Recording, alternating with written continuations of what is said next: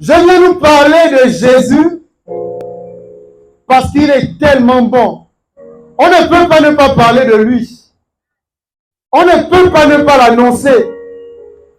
On ne peut pas ne pas, n'est-ce pas, parler de celui qui est au-dessus des rois, frères, au-dessus des principautés, au-dessus des princes de ce monde, au-dessus des présidents, au-dessus, n'est-ce pas, dans les monarchies, les rois, voilà, tout ce qui puisse être, n'est-ce pas, cité comme organisation humaine. Il est au-dessus de tout. Mais j'aimerais te donner une autre nouvelle.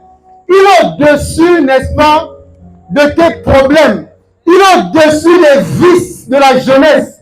Il est le seul capable de délivrer la jeunesse de ces vices, du mal, du trou dans lequel la jeunesse est. Ah oui, nous voulons parler ce soir à la jeunesse. Nous voulons parler ce soir au cœur du jeune. Nous voulons parler ce soir, n'est-ce pas, à toi qui es jeune. À toi, n'est-ce pas, qui a été créé par le Seigneur. Je vais te dire une chose. N'oublie jamais d'où tu reviens. Tu n'es pas le fruit du hasard. Tu n'es pas le fruit d'une invention humaine. Tu n'es pas le fruit du Big Bang. Tu ne dérives pas, tu ne proviens pas des primates.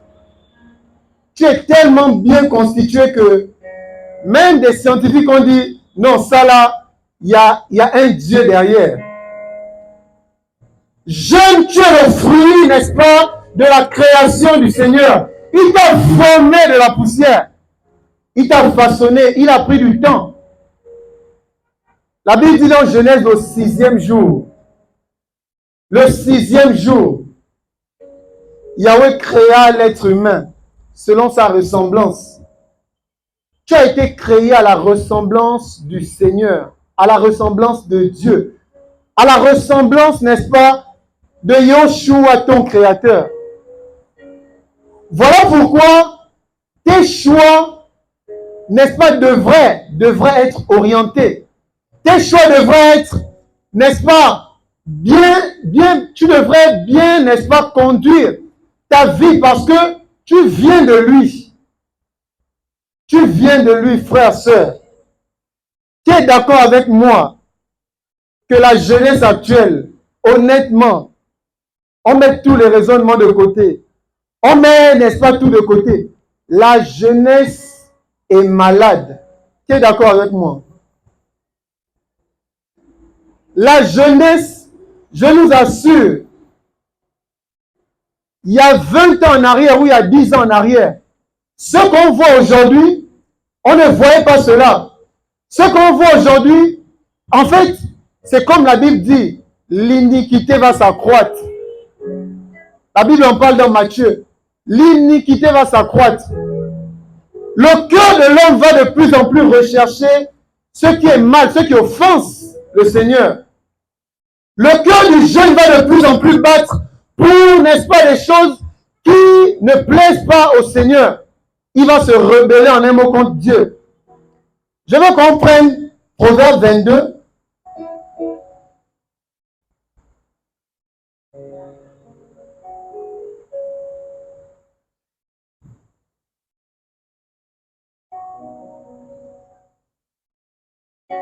Proverbe 22, verset 6.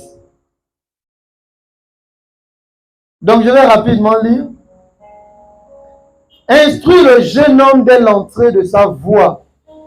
Même quand il sera vieux, il ne s'en détournera pas. Je reprends. Instruis le jeune homme dès l'entrée de sa voie. Même quand il sera vieux, il ne s'en détournera pas. Ce passage nous parle de l'intégrité. Ce passage nous parle du non-mélange. Ce passage nous parle de garder sa position. Ce passage nous parle de garder, n'est-ce pas, son identité. Ce passage nous parle de ne pas rentrer dans une forme de mélange. En fait, la Bible nous dit d'instruire le jeune homme dès l'entrée de sa voie. Quand il sera grand, il ne s'en détournera pas. Le plan du Seigneur, c'est que tu marches dans ses voies. Ça, on est d'abord d'accord. Il t'a créé pour marcher dans ses voies. Jeune, il t'a créé pour l'adorer. Jeunesse, il t'a créé pour le servir. Dans ce passage, on dit instruire le jeune homme dès l'entrée de sa voie. Mais qui est le premier instructeur? Mais qui, n'est-ce pas, sait parler à nos cœurs? Qui est le premier, n'est-ce pas, qui connaît même, n'est-ce pas, le cœur de l'homme, la profondeur du cœur de l'homme? Tes parents ne connaissent pas ton cœur. Mes parents ne connaissent pas mon cœur plus que Yahweh, plus que le Seigneur. Tu ne connais même pas ton cœur plus que le Seigneur. À un moment donné, aujourd'hui, tu peux te dire, je ne vais jamais tricher. Demain, tu te retrouves en train de tricher. Mais ce n'est pas ce qui était dans ton cœur à l'instant T. Ça veut dire que le cœur de l'homme, comme la Bible dit, est un abîme. Il y a des sources dans nos cœurs. Tu peux ne pas vouloir faire quelque chose aujourd'hui, mais demain tu tombes là-dedans. Mais on se demande qui peut nous aider? Qui peut délivrer la jeunesse du format actuel? Qui peut délivrer la jeunesse de la délinquance actuellement? Qui peut délivrer la jeunesse du chanvre, de l'alcoolisme chronique? On enregistre de plus en plus des infections pulmonaires, des personnes mourir des maladies qu'ils pourraient éviter. Mais c'est grave. La jeunesse se meurt. Mais le premier instructeur, c'est le Seigneur. La Bible dit instruire le jeune homme dès l'entrée de sa voie, et quand il sera vieux, il ne s'en détournera pas. Tu sais que le Seigneur parle à ton cœur. Tu sais que le Seigneur, n'est-ce pas, t'interpelle. Pour toi qui n'as pas encore fait la paix avec Yahweh, avec ton Créateur, j'aimerais te dire que la voie par excellence, le chemin par excellence, c'est le suivre. Il n'y a pas de regret en lui. Il dit celui qui marche, ceux qui se confient en lui ne seront point confus. J'aimerais annoncer aux parents que la solution, n'est-ce pas, pour vos enfants, la solution pour, n'est-ce pas, cette jeunesse actuelle, c'est Yahweh. Voilà pourquoi on a d'autres choix que de parler de lui. Quelqu'un peut sortir de prison, les prisons physiques, il sort, il repart, il fait une gaffe, il repart, il ressort, il repart. Mais je sais une chose, frères, sœurs, ces prisons-là, ça ne change pas le cœur de l'homme. Je connais quelqu'un qui peut toucher le cœur de l'homme, mais dans les profondeurs, de façon à... La Bible parle de la circoncision. La circoncision du cœur. Il taille le cœur de l'homme. Il façonne le cœur de la jeunesse. La voie que tu empruntes, n'est-ce pas, est celle qui te qualifiera.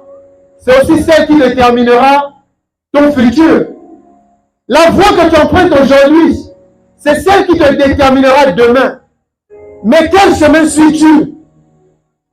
Il n'y a pas d'autre chemin, honnêtement. Est-ce que c'est l'alcool?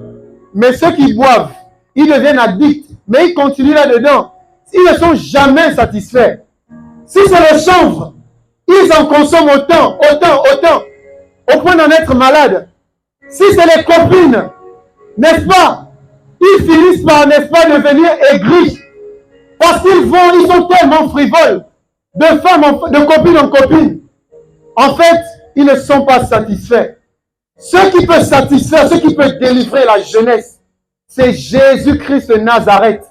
C'est l'auteur de ta vie. C'est l'auteur de tes jours. C'est l'auteur, n'est-ce pas, de ton salut. De grâce, jeunes, de grâce, nous qui sommes ici, il faut revenir à l'essentiel. Il faut revenir à l'essentiel. Le Seigneur t'instruit à l'entrée, dès l'entrée de ta voix, comme la Bible nous le dit. Mais depuis, tu ne saisis pas. Depuis, tu fermes ton cœur. Alors que tu sais qui te parle. Alors que tu sais que c'est l'interpellation de ton Créateur. Tu sais aisément que c'est lui qui te parle. C'est au-delà même de la conscience que tu veux étouffer. Parce que parfois, on veut étouffer sa voix en mettant autre chose. Non, mais c'est juste un petit péché. C'est juste un mensonge. Je n'ai juste que 2 copines. Je vais juste prendre cette cigarette 1 fois, 2 fois. Ce n'est que pour cette année. Après, j'arrête. Tu sais qui te parle. Tu sais qui veut. N'est-ce pas que ton cœur lui appartienne? Jeunesse revient au Créateur. Jeunesse revient à Yahweh. Jeunesse sort, n'est-ce pas, de ces voies dans lesquelles tu es. Le Seigneur interpelle la jeunesse. Ce programme, c'est une interpellation, c'est une convocation pour toi. Toi qui n'as pas encore ouvert ton cœur à Jésus. Le monde, n'est-ce pas, je l'ai compris. Il n'y a rien dans ce monde. J'ai fini par comprendre que même l'homme n'est rien. Honnêtement, nous sommes nés, nus. Nous avons fait nos premiers pas. Nous avons, n'est-ce pas, on est tombé, on nous a habillés, on nous a brossé les dents, on a grandi, n'est-ce pas, on s'est pris en charge et après, n'est-ce pas, tu redeviens, on devient vieux et après tu fanes. C'est comme la Bible dit dans Jacques, la vie de l'homme est comme une vapeur qui paraît pour un peu de temps et qui ensuite disparaît. J'ai compris que l'homme n'est rien. Pourquoi tu veux donner ta jeunesse au chanvre? Pourquoi tu veux livrer ta jeunesse avec des copines, des petites amies? Pourquoi tu veux livrer ta jeunesse à la tricherie, à la pornographie? Pourquoi tu veux livrer ta jeunesse à la délinquance? Il y a même des jeunes, ils vont dans des groupes parce qu'ils ne veulent pas se sentir écartés. Mais le suivisme dans lequel tu es, ça va te perdre. Tu es dans le suivisme à l'école. Tu es dans le suivisme au quartier. Tu te dis, bon, si je ne les suis pas, on va me rejeter. Mais vaut mieux, n'est-ce pas, garder ton intégrité, ta personnalité. C'est une interpellation à, n'est-ce pas, suivre les voies de Yahweh, à suivre les voies du Seigneur, à suivre les voies de ton Créateur. La jeunesse va mal. La jeunesse va très mal. Et nous en sommes tous conscients. Ce message, n'est-ce pas, est pour toi, mon frère, ma soeur. Le Seigneur veut délivrer les prostituées. Le Seigneur veut délivrer les débauchés. Le Seigneur veut délivrer les délinquants. Frère, moi je crois que c'est possible. Moi je crois que c'est possible. Qui croit que c'est possible? Qui croit qu'il change les brigands en prédicateurs? Qui croit qu'il change les prostituées en femmes de valeur? Il enlève, il a dit à la femme samaritaine, tu as eu tel nombre de maris, tel nombre, tel nombre, tel nombre, tel nombre. Le 7e homme. Elle a compris que tout le reste là, en fait, c'était des personnes à mettre à l'écart de plus. Mais elle a rencontré le vrai. Elle a rencontré le vrai. Voilà pourquoi jeunesse, j'aimerais te dire, c'est lui le vrai. Il est l'original. Il est l'original. Je n'ai jamais vu Dieu comme lui. Je n'ai jamais vu Dieu comme Jésus. Faites le tour. Faites le tour, frère. Il n'a pas d'égal. Quand il touche, c'est le vrai toucher. Regardez. À un moment donné, c'est même pas lui qui a touché la femme samaritaine. Hein?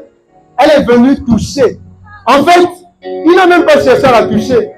Oh, mais elle a compris que si je touche, oh, Si je touche ce monsieur, si, n'est-ce pas, je confie mon cœur à Jésus, je serai un jeune modèle, je serai un jeune dans mon établissement qui va refléter la gloire de Dieu. Je serai un jeune qui marquera la différence. Dans mon quartier, on m'appellera plus prostitué, on m'appellera femme de valeur. Dans mon quartier, on m'appellera plus délinquant. Je serai, n'est-ce pas, ce don que Dieu, n'est-ce pas, a façonné de sa main. A façonné de sa main. J'aimerais t'encourager, jeune. C'est encore possible. C'est encore possible de tourner de voie, de changer de voie. C'est encore possible de refaire ta vie. Il y a un chant qui dit, c'est possible de refaire tout à zéro. De tout recommencer et de repartir à zéro. Mais qui t'a dit que c'est fini? Tu es certainement là, tu te dis, n'est-ce pas, ma vie, c'est fini. C'est fini. Tu es, n'est-ce pas, dans n'est-ce pas, cette oppression dans ton cœur. Cette oppression qui te dit que c'est fini. Satan t'accuse que toi, femme, non, c'est fini. C'est fini, tu as déjà une réputation au quartier. On sait que toi là, c'est copain sur copain. On sait que toi là, tu as le mensonge, n'est-ce pas, est dans ta bouche. On sait que toi là, non, c'est pas la peine. Tu es tellement insolente. On sait que toi là, tu es un brigand. On t'a même déjà caricaturé. C'est pas fini. Je ne crois pas en l'évangile qui dit que c'est fini. Qu'il est impossible, n'est-ce pas, pour Elohim de toucher une âme, un homme. Je ne crois pas en ça. Je crois qu'il touche, mais il veut ton cœur. Il veut, n'est-ce pas, que tu lui ouvres ton cœur. C'est possible de tout recommencer. Que la culpabilité lâche ton cœur. Que la culpabilité lâche ton cœur. Si tu as 30 ans, si tu as 25 ans, peu importe le péché que tu as commis, tu as inventé, tu as connu ceci, tu as tué, tu as menti, tu as trompé, tu as été dans la pornographie, tu as été dans l'inceste, tu as été dans la délinquance, on t'a traité de tous les noms. Peu importe cela, c'est pas fini. Va avec cette parole, c'est pas fini. Yahweh est vivant. Est-ce que qui croit que Yahweh est vivant? Qui croit que Yahweh touche encore? Qui croit que Jésus est souverain? Il est au-dessus même des entités qui te parlent à ton cœur pour te dire que c'est fini. Il est au-dessus des entités qui te disent que c'est fini pour ta vie. Tu as gâché ta vie. Parfois, on te dit même ça au quartier. Toi là, on ne compte plus sur toi. Ta famille, non. Toi, les autres enfants encore, oui. Toi là, c'est fini. Ne parle pas avec cette parole-là. Ce soir-là, ça va changer. Amen.